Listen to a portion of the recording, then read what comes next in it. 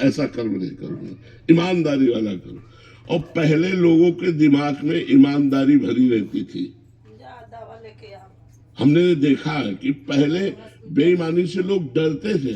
हमने कई बार बताया कि हम बच्चे थे, हमारे घर में गेहूं बेचा गया, क्योंकि किसान आदमी के यही धन प्राप्ति का उपाय था। तो जैसे स्कूल की फीस देनी है या उससे तो अन्न नहीं बेचा जाता, तो वो 100 रुपए का बिका। तो बेचने से उसने 110 रुपए दे दिए, अनजाने में 10 रुपए मतलब लिपट के आ गए। तो घर में जब उन्हें गिना गया तो 110 थे।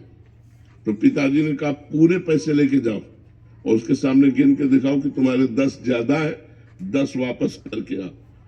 तो वो 10 वापस कर, नहीं तो मान लो ऐसी स्थिति में जहां 100 रुपए का गेहूं बेचा जाता है वहां 10 रुपए काफी लाभ है, लेकिन नहीं, बोले पूरे रुपए ले जाओ और उसके सामने गिनो और गिन कर दिखाओ कि 10 तुम्हारे ज्यादा है, उनको दे के आओ। तो ऐसे पिता के होने के कारण ही तो भगवान के मार्ग में चल पाए हम। अगर ऐसे माता पिता ना होते, धर्मात्मा महात्मा ना होते, तो हम कहां से महात्मा पैदा हो जाते। तो पहले हमने देखा पुराने जमाने के जो नियम थे वो ईमानदारी वाले थे। बेईमान आप उनकी शरण में चले जाओ, वो मर सकते हैं लेकिन आपका बाल बांका नहीं होने सकते। और आज धोखा है, वही आदमी आपको मार सकता है। और पहले था मेरी शरण में आया है, चाहे मेरी जान चली जाए लेकिन मैं इसको कभी अहित नहीं होने। पहले विश्वास, धर्म, ये सब। अब धीरे धीरे कलयुग का ऐसा समय आता जा रहा है कि विश्वास और धर्म एक कोने में समेटता चला जा रहा है, अधर्म और अविश्वास ये बढ़ता चला जा रहा है।